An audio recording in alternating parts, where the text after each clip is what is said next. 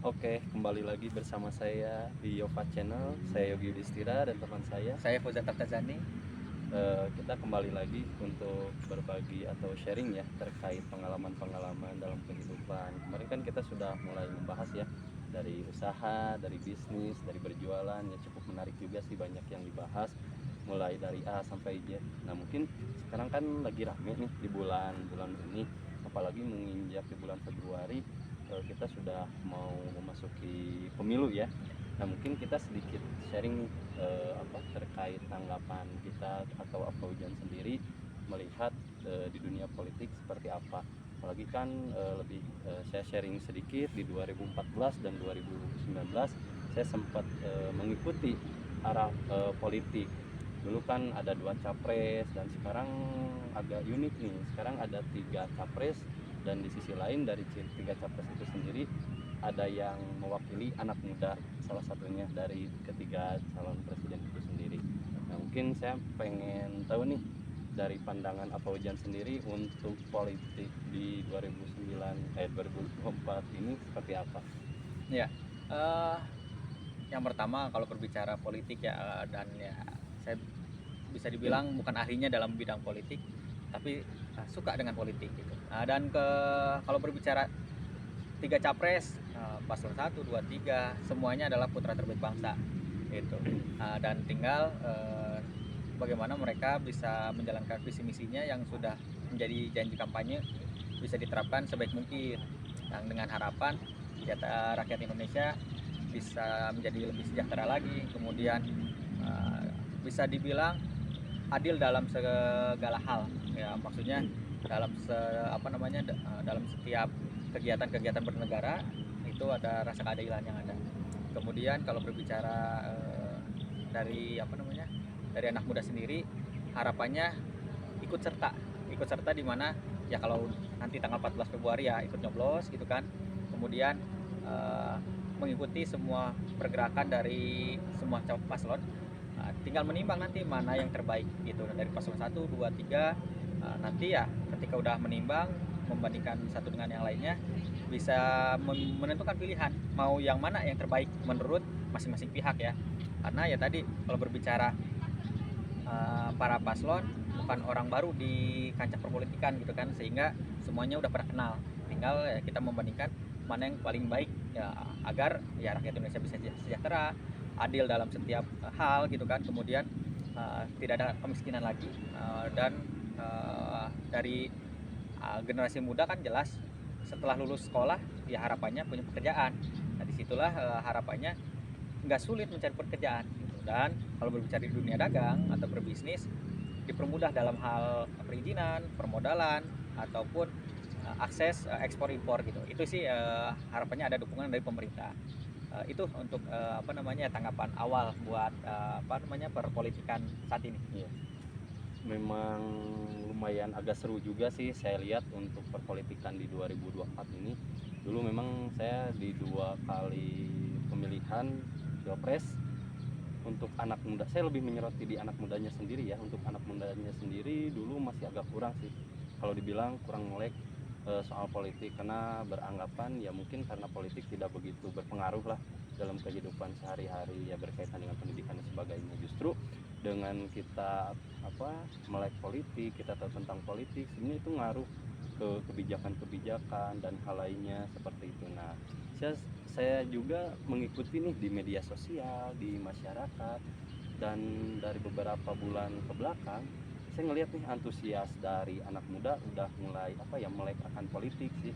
Maksudnya ada keinginan untuk ikut secara langsung, baik maksudnya nanti mungkin di tanggal 14 langsung ikut nyoblos, atau misalkan sekarang nih bisa menentukan pilihan arah perpolitikannya kemana ya. Memang di sisi lain jangan hanya orang-orang yang istilahnya berpolitik aja yang terlibat langsung di pilpres, tapi kita juga sebagai anak muda nih, khususnya saya, Afaujan, mungkin rekan-rekan semua atau teman-teman semua juga harus melek akan politik. Politik itu sebenarnya penting juga sih ya dalam kehidupan sehari-hari, mengingat buat kebijakan dan sebagainya gitu kan. Makanya saya lihat ya, semoga dengan banyaknya anak muda yang terlibat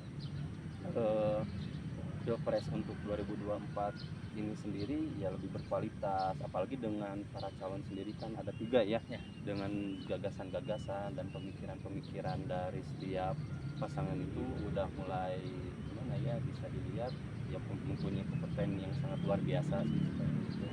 Nah kita mungkin menelisik ya maksudnya satu-satu dari pasangan calon presiden. Untuk pasangan pertama kan kita lihat ada Bapak Anies dan Bapak Muhaimin. Untuk dari Fauzan sendiri melihat dari kedua sosok itu seperti apa pandangannya, baik dari gagasan, dari pikiran dan sebagainya, seperti apa? Ya, kalau berbicara paslon 1 ya, Anies Baswedan dengan Muhaimin Iskandar ya. Iya.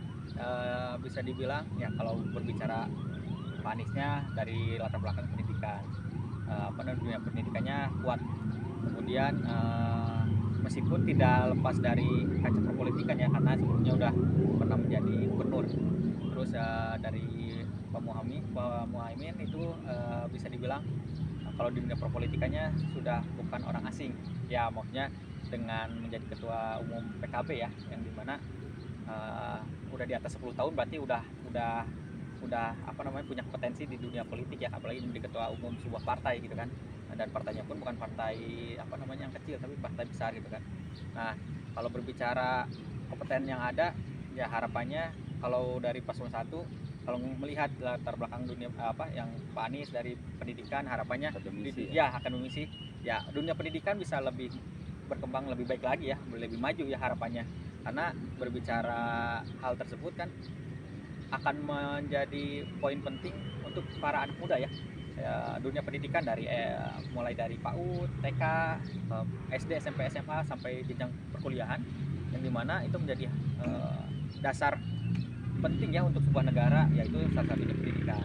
Karena kalau jika pendidikannya maju, nah negara pun pasti akan maju. Nah tinggal dari paslon 1 apakah sanggup menjalankan itu agar dunia pendidikan bisa berkembang lebih baik lagi ya. Begitupun kalau dari Pak Muhaimin, ya kalau bisa dibilang latar belakangnya lebih ke bisa dibilang kalau seorang pengusaha bukan gitu kan, secara terkenalnya kan Iya. lebih ke ketua umum partai maupun yang keluarga besarnya notabene adalah dunia kalangan pesantren juga kan. Jadi santri mungkin Ya, ya, kalau untuk kalangan pesantren kan ya sama aja dunia pendidikan juga kan. Iya. Harapannya ya keduanya bisa memikirkan pendidikan di Indonesia lebih baik lagi ya. Begitupun dengan selanjutnya, harapan juga sih selain dunia pendidikan, mereka kan kalau berbicara harapannya berasal dari ya rakyat biasa lah, bukan seseorang yang kaya raya dan sebagainya gitu kan, bisa melihat di dunia kesehatannya juga. Yang dimana pengennya mah pendidikan gratis, kesehatan gratis, agar beban rakyat itu ringan. Itu ya jelas menggunakan anggaran negara ya, agar pendidikan itu gratis maupun kesehatan itu gratis, sehingga kalangan ya rakyat kecil maupun rakyat yang bisa dibilang yang kaya raya pun bisa menikmati fasilitas yang sama ya, maksudnya dari dunia pendidikan sama, dari dunia kesehatan pun sama. Itu sih untuk yang paslon 1. Dan kalau berbicara kebijakan ya tetap sih harapannya ketiga paslon bisa dibilang ya membuat kebijakan yang membuat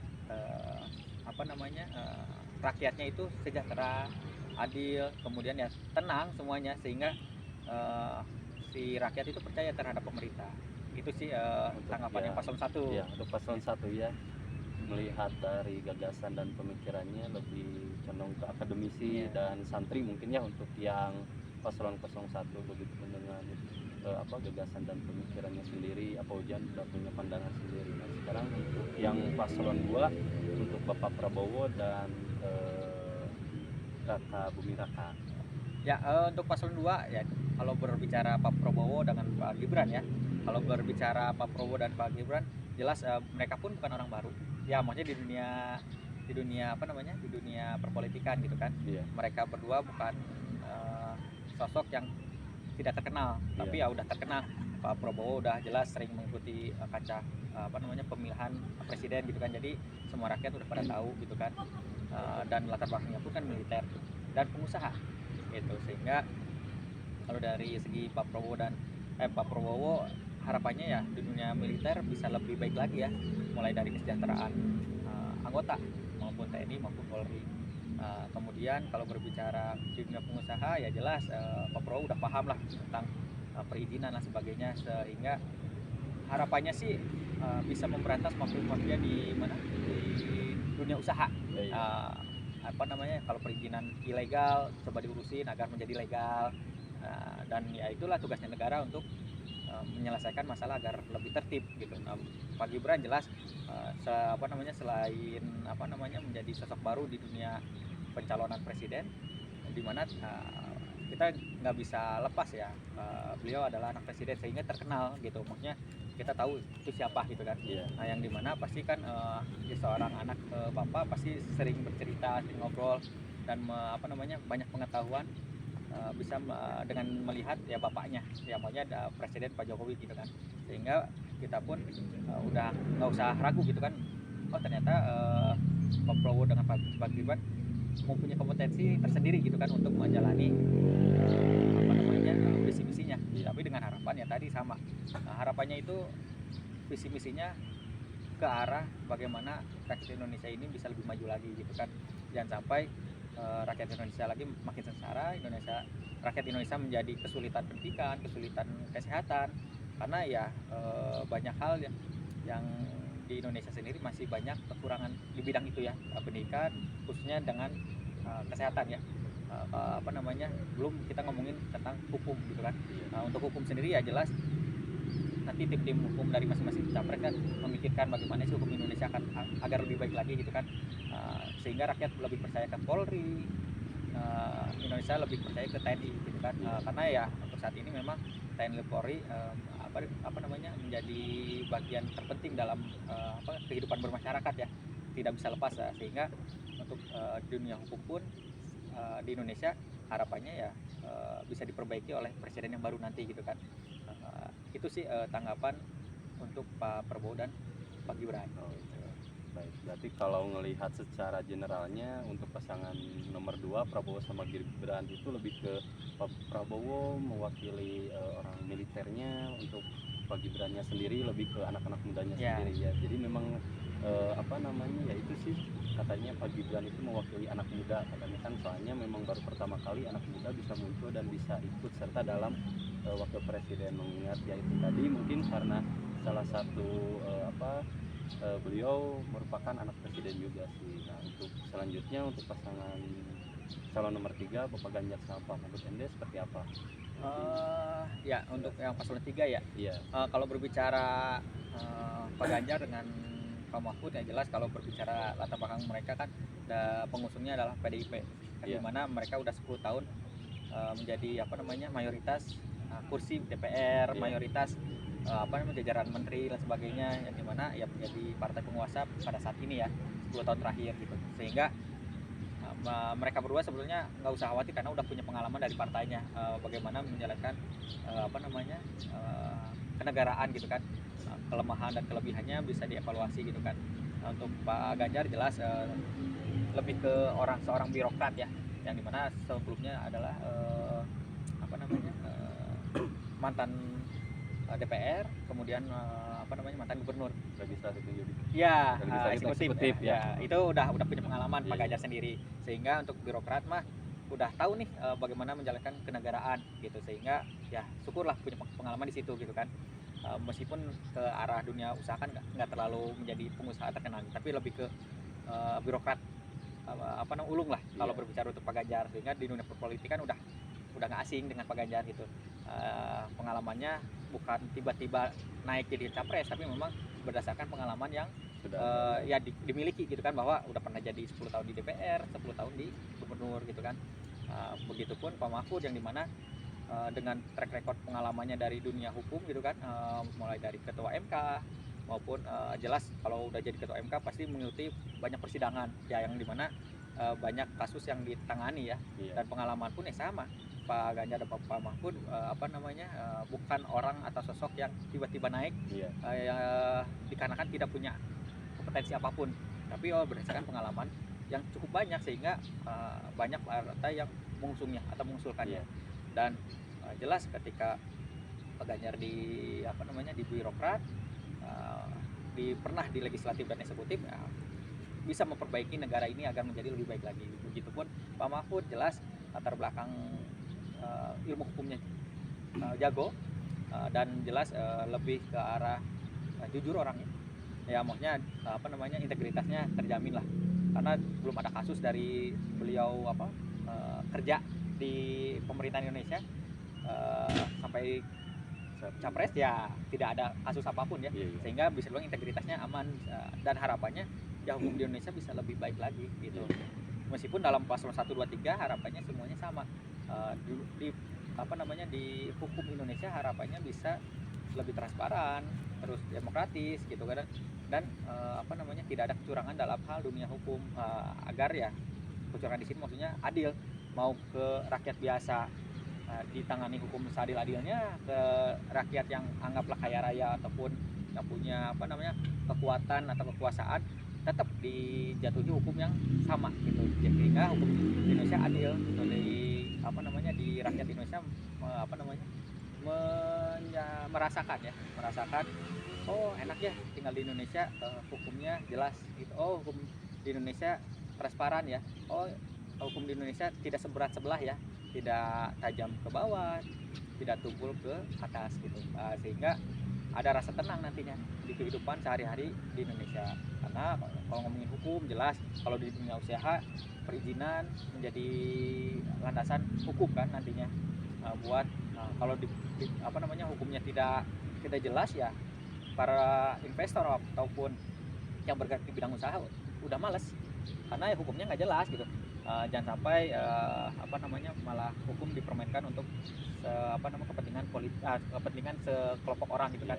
Misalkan ke yang para pengusaha malah ada pungli, sehingga atau ketika ada sanksi dipunglikan gitu kan. Nah itu hal-hal yang seperti itu harapannya ya balik lagi nanti mafia yang ada di Indonesia, baik mafia hukum, mafia usaha dan sebagainya, bisa diperbaiki gitu. Kalau sampai hilang sih kayaknya nggak mungkin ya, tapi setidaknya mulai dirapikan, ketika ada pungli-pungli dan sebagainya, hukumnya yang berjalan, itu aja sih. Cukup menarik ya dari ketiga paslon untuk pemilu. Ada kelebihan kelemahan masing-masing ya. Mungkin tadi khusus di paslon 03 pernah duduk di birokrat, khususnya di legislatif dan eksekutif ya, maksudnya dari segi pengalaman lumayan agak lama juga ya. Dari ketiganya juga memang punya kemampuan masing-masing ya di bidangnya, mulai dari dunia pendidikannya, militernya, terus mewakili anak muda, terus pernah duduk di eksekutif dan legislatif. Hal-hal seperti itu mungkin bisa jadi gambaran kita nih, lebih condong untuk nanti nih anak-anak muda, teman-teman semuanya bisa menentukan nih dari arah politiknya. Apalagi kan untuk sekarang ini untuk pilpresnya sendiri lumayan agak banyak ya. Ya maksudnya calonnya sendiri kan ada 3, yaitu kita bisa lihat menurut hati kita yang condong ke mana nih pilihan kita, karena kita sendiri kan maksudnya pasti punya pandangan yang berbeda-beda ya, tidak semuanya sama. Yang penting ya tujuannya walaupun kita pilihannya beda, tetap rukun, tetap akur. Jangan sampai, kalau saya lihat nih yang dikhawatirkan saat ini, ketika misalkan kita masuk ke pilpres, apalagi dengan sekarang atensinya lumayan tinggi dan memang calonnya ada 3, di media sosial tuh banyak yang saling serang gitu, kubu ini. Nah menurut Apaujan hal seperti itu gimana? Kalau berbicara keberpihakan ya, maunya anggaplah ini kubu paslon 1 2 3 saling serang gagasannya ya, itu sih kalau masih secara hukum masih dianggap normal ya silahkan aja ya. Asalkan tidak ya tadi melanggar syarat ya, tidak menghina orang, tidak sampai mengungkit sara ya, yang dimana itu tidak ada etikanya dalam hal dunia perpolitikan.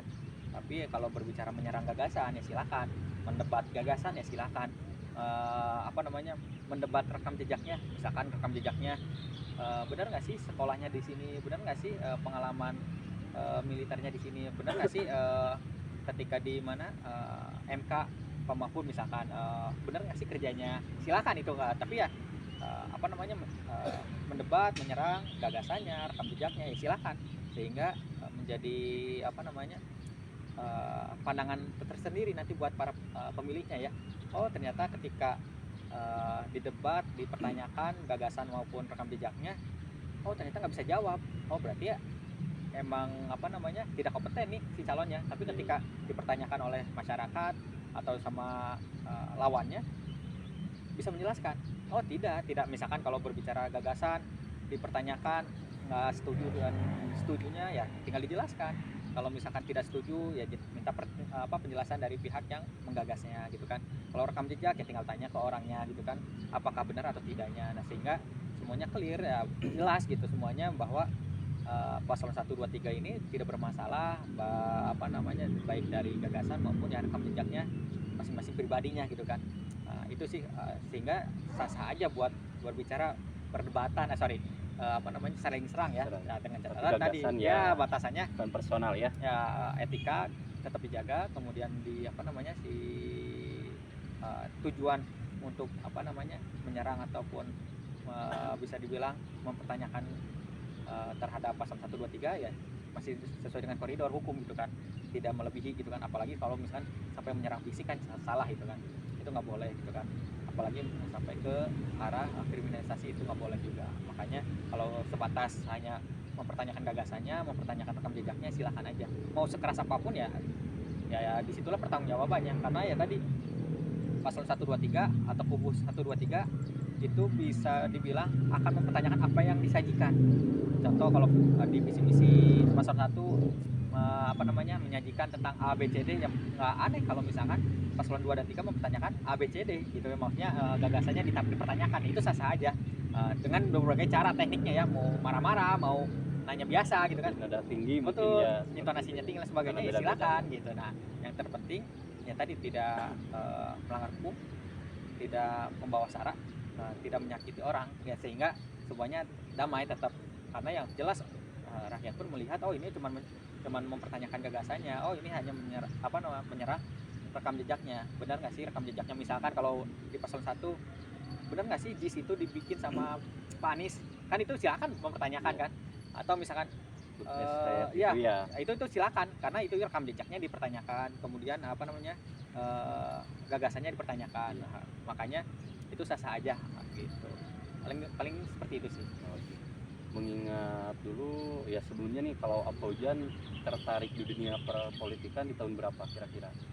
Sebetulnya kan kalau berbicara ini kita dari yang orang lingkup kecil ya, yang dimana saya senang berorganisasi, meskipun senang berorganisasinya bisa dibilang ya terlambat lah, makanya SD enggak, kalau SD mah jelas pramuka gitu kan, kalau SMP enggak terlalu gitu kan, kemudian SMA SMK kalau ini ya nggak terlalu juga gitu kan, nimbrung di organisasi. Karena kan kalau ngomongin politik kan organisasi besar itu aja sih, polanya sama organisasi gitu kan.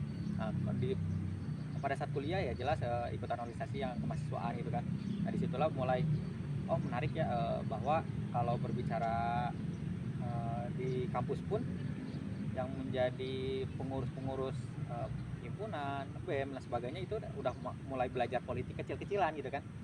Dan ternyata penting kalau berbicara, kalau kita nggak ikutan terlibat politik, mau jadi hanya pemilih ataupun yang ikut terlibat menjadi pengurus, itu menjadikan kebijakannya bisa dikontrol oleh kita. Kalau misalkan kita ikut terlibat ya, beda cerita kalau kita apatis ya, tidak mau terlibat sama sekali. Ketika si pemimpinnya korupsi ya resiko, karena kita nggak terlibat, contoh kalau misalnya pemimpinnya korupsi, kita nggak demo, nggak mempertanyakan, ya udah korupsi terus gitu kan. Sehingga ya kalau untuk minat ke politik dari dulu pun ya bisa dibilang mengikuti pemilihan presiden, khususnya yang semenjak ya saya pun dewasa ya, khususnya pada saat SMK atau kuliah gitu, itu mulai mengikuti ya. Cuman hitungannya berarti ya kurang lebih dari 2016-an ya? Enggak. 2012 ya kurang lebih 2010-an ke atas lah. Sudah lumayan lama ya. SMK sama kuliah lah kurang lebihnya, karena ya kalau SMP masih masa bodoh kan. Tapi kalau untuk SMK sama kuliah khususnya mengikuti mulai capres dan sebagainya, karena memang harapannya sih dengan perpolitikan Indonesia ini menjadi lebih baik, berdampak ke Indonesia pun menjadi lebih baik ya, karena disitulah kekuatan kewenangan ya. Ketika kewenangan itu dikasihkan atau diberikan kepada orang yang tepat, yang jujur, yang yang amanah, yang cerdas gitu kan, yang bisa menyampaikan sesuatu dengan baik, ya amanah tersebut bakal dijalankan dengan sebaik-baiknya gitu kan. Kalau berbicara jujur ya jelas, oh mau berantas korupsi ya beneran berantas gitu, nggak hanya lip service, nggak hanya omong kosong ya.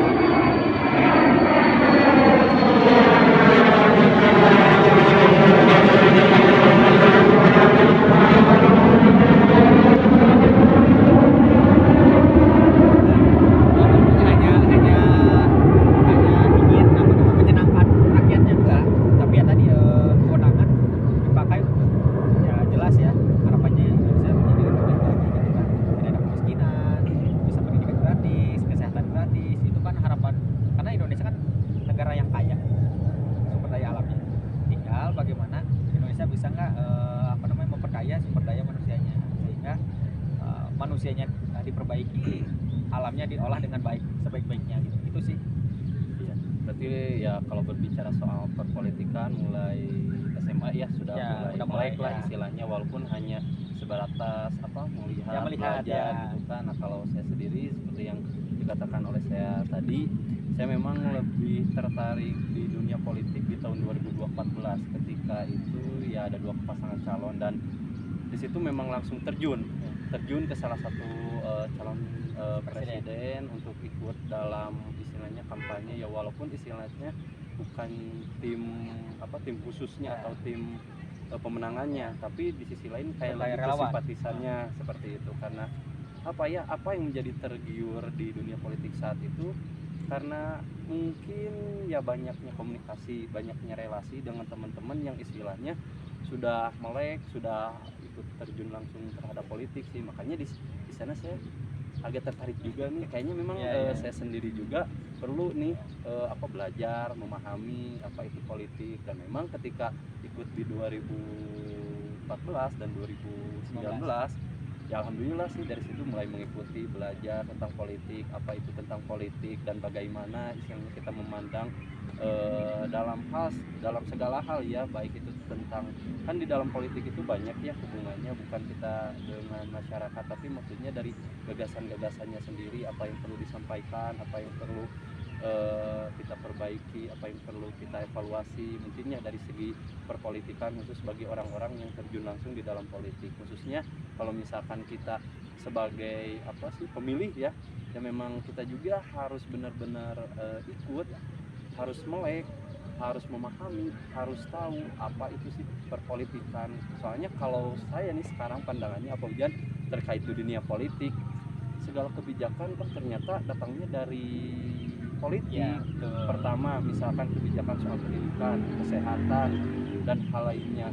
Memang kalau dulu mah ya udah, mungkin karena politiknya kita masih belum dewasa, pola pikirnya kita masih istilahnya belajar aja gitu kan, Ya, karena kerja aja masih gitu ya. muda, kerja aja. Tapi kalau sekarang ternyata memang politik itu jangan terlalu diabaikan, apalagi kita di usia muda nih, memang sekarang harus benar-benar terjun, harus benar-benar melek, harus benar-benar ikut dan memahami perpolitikan di Indonesia saat ini. Apalagi kan sekarang nih menjelang ya balik lagi di tanggal 14 Februari kita akan mencoblos. Jangan lupa nih teman-teman harus wajib datang ke TPS, pilih calegnya, pilih presidennya yang menurut teman-teman sesuai dengan hati nuraninya, ngelihat dari gagasannya dan pemikirannya, pola pikirnya dan sebagainya. Nah ini balik lagi nih Hujan, dulu nih saya di 2014, di 2019 itu benar-benar ikut terjun langsung real ke lapangan, berkampanye, bersosialisasi dengan masyarakat ya, walaupun dulu saya ikutnya di daerah Jakarta sih, tapi setidaknya kan karena memang ada ketertarikan di dunia politik tadi ya, saya coba ikut bersosialisasi, berelasi dengan teman-teman ke masyarakat, apa yang menjadi harapan teman-teman, apa yang menjadi harapan dari masyarakat itu sendiri terhadap apa sih pilpres, karena memang dulu lebih difokuskannya di pilpres ya. Ya, Oh, ternyata ketika saya masuk atau memahami di dunia perpolitikan, bukan hanya pemilihan presiden, Ya. ternyata ada calon legislatif ya juga, legislatif penting. baik itu wilayahnya kota, wilayah kota atau kabupaten, provinsi ataupun pusat. Oh, dan ternyata memang politik itu cakupannya lumayan agak luas. Nah, yang saya khawatirkan dulu di 2014 sama 2019 hampir sama bahasanya kayak tadi, antara pendukung nih yang dikhawatirkan. Dulu kan ada istilah, maaf, salah satunya kayak kadu, cebong dan sebagainya. Hal-hal itu kan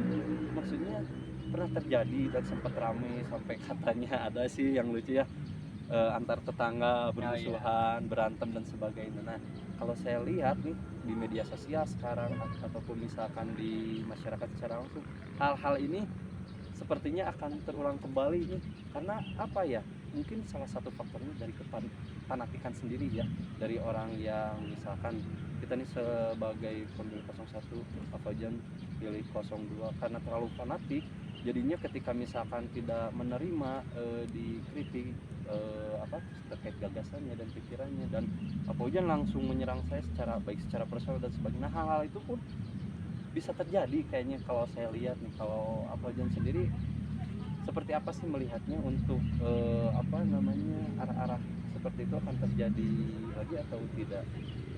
Ya, kalau berbicara anggaplah ini yang fanatisme gitu Iya. kan, yang terlalu apa namanya, bisa dibilang terlalu, kalau di Islam kan ya, kalau yang namanya berlebihan nggak baik ya. Iya. Gitu. Kalau ngomongin cinta, ya cinta seadanya, Iya. sekadarnya gitu kan.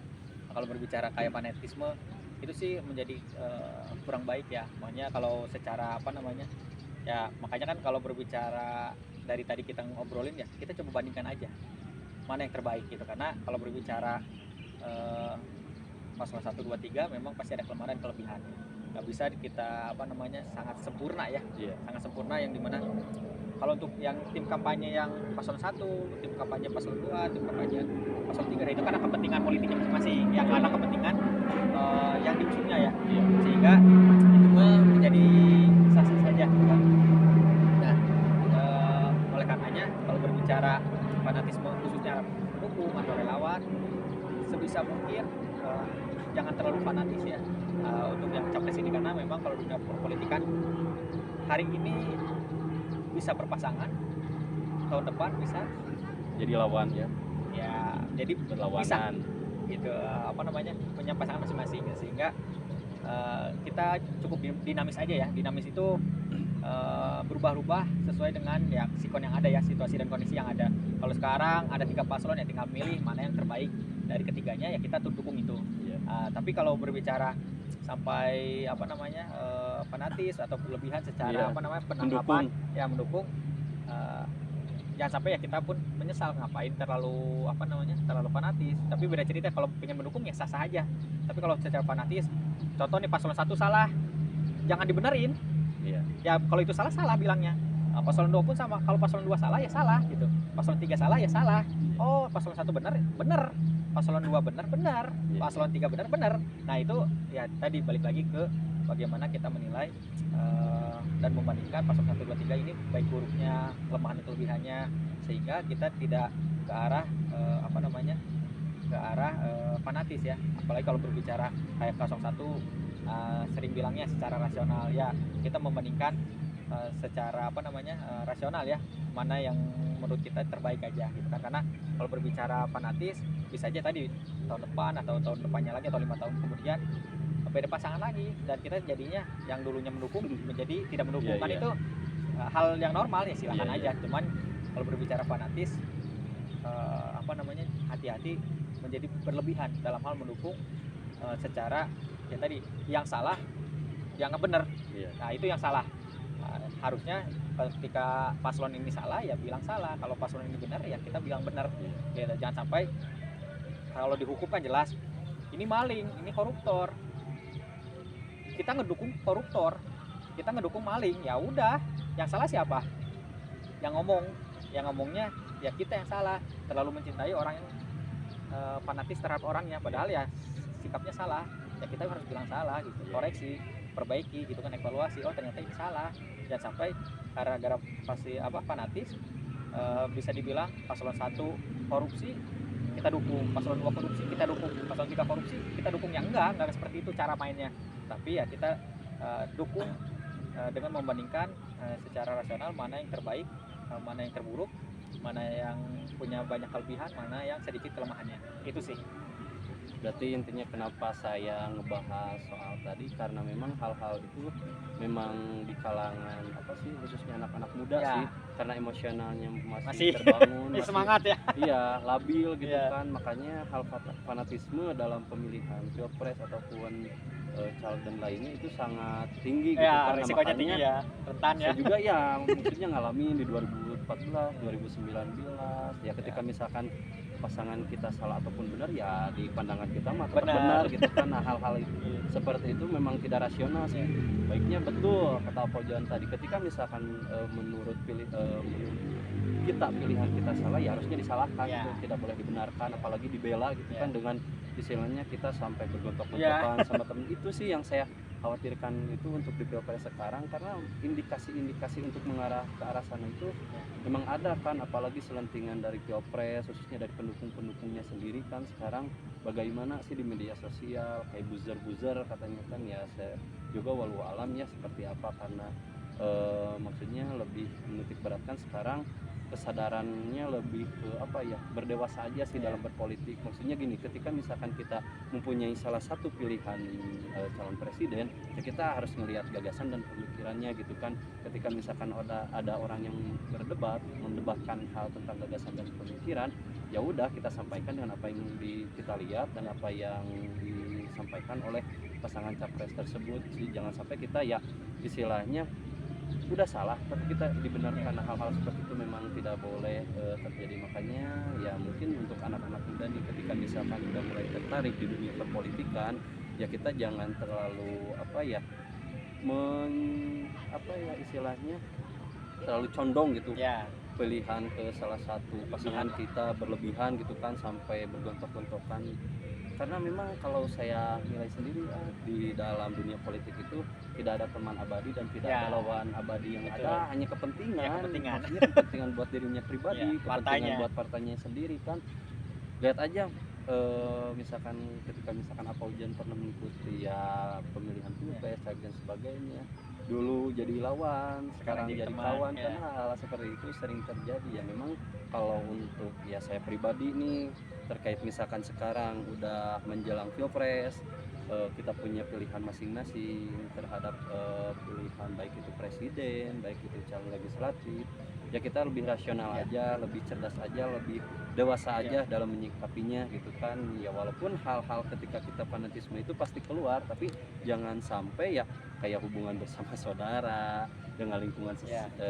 sekitar, tetangga dan sebagainya, itu bisa Rukun tidak lah. baik Ya. gitu kan. Jadi Tetap tetap kita normal ya. pokoknya walaupun beda pilihan tetap rukun aja sih, rasional, sikap rasional, pokoknya sikap kedewasaan kita tunjukkan lah. Maksudnya gini, ketika misalkan presiden atau caleg itu udah jadi, ya tetap kita maksudnya menjalani hari-hari bareng-bareng kan, maksudnya dengan orang-orang terdekat, dengan saudara, dengan masyarakat gitu kan. Ya kalau misalkan mengingat dengan pilihan, ya itu nanti kita bisa lebih ngasih kritikan, bisa ngasih saran terhadap kebijakan dan gagasan-gagasannya sih, seperti itu sih. Makanya kan ya poin yang terakhir ya, poin pentingnya juga adalah untuk menjaga keamanan, ketertiban itu adalah ada penyelenggara yang harus punya integritas ya, KPU, Bawaslu maupun MK nanti gitu kan. Itu menjadi bagian terpenting ya dalam menjaga ketertiban, keamanan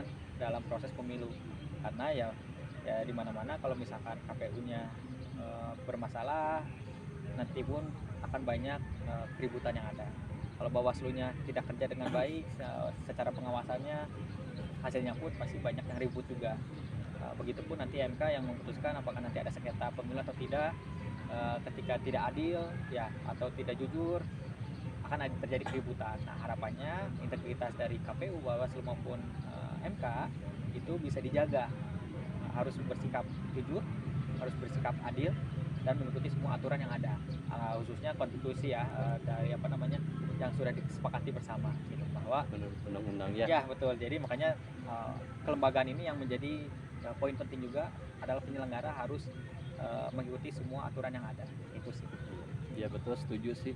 Maksudnya stakeholder yang terlibat langsung di Betul. pilpres gitu Ya. kan, baik di tingkat desa Daerah, ataupun ya. misalkan di Pusat. tingkat pusat, memang harus dijaga dengan Betul. benar-benar ya. Maksudnya keadilannya, ketentramannya, ketertibannya juga Betul. gitu kan. Jangan sampai kayak misalkan sekarang dikhawatirkan aparat, maksudnya ASN kan memang tidak boleh ya. Ya, betul. Maksudnya kayak perangkat-perangkat ya, pejabat-pejabat itu kan lebih ke ya harus bisa memberikan contoh yang baik sih Betul. terhadap arah politikan di Makanya kan Indonesia. Bawaslu yang bertindak kan. Iya, Kalau iya, tidak seperti- bertindak ya itu jadi masalah lagi. Iya, iya seperti itu. Apalagi kan sekarang saya lihat maksudnya untuk peningkatan anak muda ikut serta dalam atau kesadaran atau melek terhadap politiknya lumayan agak tinggi nih di 2024. Jangan sampai maksudnya ketika anak muda banyak terlibat khususnya terus diajarkan politik yang tidak baik, nantinya mungkin ngelihatnya oh ternyata politik itu tidak baik. Tapi ketika misalkan diajarkan dengan hal-hal yang baik, mungkin rasa ingin ikut sertanya, ingin ikut memahami di dalam politik itu lebih tinggi dibandingkan dengan ya perpolitikan yang tidak baik sih, seperti itu. Itu sih mungkin dari Apaujan. Nah mungkin dari Apaujan sendiri mengingat sekarang sudah mendekati ya pemilihan, harapan buat para calon presiden, harapan buat para calon itu seperti apa sih di 2024 dan terhadap pemilihnya juga nih, terutama khusus anak muda, apalagi kan kita sama-sama nih anak Masih muda muda kan ya. ya seperti itu. Ya, kalau berbicara harapan yang jelas pasal 123 menjalankan visi misinya dengan sebaik-baiknya ya. Pasti mereka pun memikirkan untuk demi negara dan bangsa. Untuk nanti dijalankan atau tidak ya kita evaluasi bareng-bareng ya. Kalau mau ngomongin nanti udah yang terpilih siapapun, ya kerja DPR harus benar, mengawasi eksekutif ya. Makanya pemilihan caleg pun harus benar, karena ya tadi kalau berbicara eksekutif bagus atau jelek, yang jadi poin penting adalah ada nggak sistem pengawasannya. Ya salah satu yang mengawasi adalah DPR, sehingga para caleg pun harapannya bisa bekerja dengan sebaik-baiknya ya. Jangan sampai kalau banyak cerita, banyak yang kita lihat tontonan kemarin terakhir caleg ada yang main HP, entah main game ataupun main yang lain gitu kan. Kinerjanya ya, selama terus maksudnya di lingkungan betul, kerjaan ya. kemudian ada yang tidur di dalam rapat kan, itu menjadi hal yang kok gini ya, yang menjadi pengawas eksekutif gitu kan. Perlu diperbaiki lah ya untuk kedepannya ya. Dan DPR pun kan jelas yang sebagai pembuat undang-undang. Dan harapannya ya para caleg pun ya bersifat jujur, adil gitu kan, dan membuat undang-undang itu untuk kepentingan rakyat, bukan untuk kepentingan partainya maupun pribadinya masing-masing atau ya terkait dengan proyek ya. Janganlah, tapi membuat undang-undang itu untuk rakyat. Kalau ngomongin membuat undang-undang untuk buruh, buat untuk yang terbaik gitu kan, agar buruh sejahtera, buruh enak dalam bekerja. Begitupun membuat undang-undang untuk ya para pengusahanya, bagaimana ya tadi antara buruh dan pengusaha itu harus beriringan, nggak bisa saling dipihak gitu kan. DPR mihak pengusaha ya nggak bisa, DPR mihak buruh nggak bisa, tetap harus mihak kedua-duanya agar beriringan dan mendapatkan kesepakatan untuk mufakat gitu kan. Sehingga ya disitulah didapatkan jalan solusi yang terbaik. Makanya untuk pasal 123 ketika nanti terpilih siapapun ya visi-misinya dijalankan, DPR-nya mengawasi, kalau tidak dikerjakan ya tegur gitu. Begitupun bagian yudikatif ya, mau MA maupun MK ya itu tetap harus mengawasi semua pihak gitu kan yang berkaitan ya, sehingga semuanya kenegaraan ini bisa berjalan dengan baik dan Indonesia menjadi makmur, sejahtera lagi gitu kan. Sumber daya alam tidak lari ke luar negeri, tapi sumber daya alam melari ke dalam negeri, maksudnya rakyat yang merasakan. Dan sampai di Papua tambang emas, uranium dan sebagainya banyak, tapi rakyat Papuanya miskin, kan nggak masuk logika gitu kan, bahwa harusnya yang di daerah pertambangan yang punya pendapatan tinggi itu harusnya yang lebih sejahtera. gitu. Itu yang menjadi catatan. Oh berarti ini ada ketidakadilan di sebuah atau di salah satu provinsi, daerah gitu kan, yang dimana itulah tugas negara, itulah tugas presiden, agar bagaimana dari Sumatera sampai Papua itu semuanya sejahtera, jangan hanya satu titik aja yang sejahtera, apalagi hanya kelompok manusia gitu. Sehingga dari Sumatera sampai Papua semuanya kaya raya, dari Sumatera dan Papua pendidikannya bisa gratis, kesehatannya bisa gratis, sekolah di mana-mana, fasilitas lengkap gitu kan. Nanti dengan sendirinya prestasi akan ditorehkan, baik kancah nasional maupun internasional. Itu sih harapannya presiden nanti bisa dibilang bangun Indonesia menjadi lebih baik lagi. Itu sih. Iya, baik. Intinya stakeholder yang terlibat dalam kenegaraan, dalam berbangsa menjaga NKRI saat ini, baik eksekutif, baik legislatif ataupun yudikatif, ya saling bersinergi gitu kan, menjaga bangsa ini ke arah yang lebih baik gitu kan, mulai dari para pejabatnya di tingkat daerah, dari RT, RW, lurah, camat, terus bupati, wali kota, gubernur, sampai di pusat mungkin presiden juga. Ya kita harus menjaga bareng-bareng nih NKRI ini mau dibawa ke arah mana gitu kan. Betul kata Pak Ujan tadi, sumber daya alam kita melimpah gitu kan, banyak SDM juga kita yang banyak punya intelektual yang sangat bagus, maksudnya untuk daya saing di luar juga bisa diandalkan gitu kan. Hal seperti itu mungkin ya kita berharapnya lebih baik lagi dari tahun ke tahun gitu kan. Dan untuk anak muda dan para pemilih khususnya jangan lupa di tanggal 14 Februari ya 2024 kita datang ke TPS, coblos calon presidennya, siapa sesuai dengan hati nurani, calegnya yang sekiranya menurut kita masuk nih akan gagasannya, akan pikirannya, dan pokoknya awasi pemilu ini dengan jujur. Karena memang untuk menjaga pemilu itu bukan hanya dari aparat-aparat terkait atau misalkan orang-orang yang terlibat secara langsung, tapi kita juga sebagai masyarakat juga bisa ikut adil sih dalam membantu mengawal kotak suara dan sebagainya di TPS seperti apa ya, fotokan videokan lah kecurangan seperti itu ya. Memang mungkin kecurangan indikasi pasti ada, tapi ketika kita misalkan kerjasama banyak memantau, banyak melihat di TPS secara langsung, mungkin hal-hal seperti itu akan meminimalisir lah istilahnya, tidak akan terjadi lah nantinya.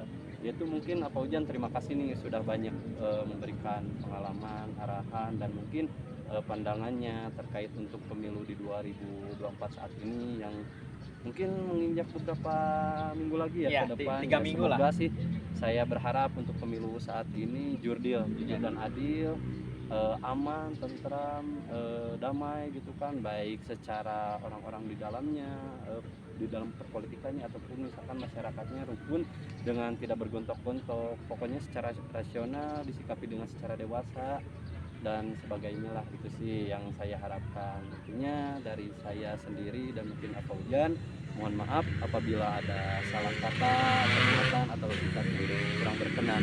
Dan memang kita sendiri untuk di dunia perpolitikan masih agak kurang masih belajar masih perlu belajar ya, mungkin masih banyak salah-salahnya ya terkait dari penyampaian ini tanggapan pribadi lah, dari lebih ke tanggapan pribadi, dan harapan pribadi. Nah itu seperti itu, dan mungkin pengetahuan pribadi dari Pak Ujan dan kita sendiri sih terkait dengan arah atau misalkan dengan ternyata politik seperti ini. Betul. Gitu ya. Mungkin itu aja ya Pak Ujan, terima kasih. Terima kasih atas waktunya dari teman-teman. Semoga dapat memberikan ilmu yang bermanfaat khususnya bagi saya dan Pak Ujan sendiri, umumnya bagi teman-teman semuanya. Terima kasih, kembali lagi nanti bersama saya Yudhistira dan saya Pak Ujan di lain waktu.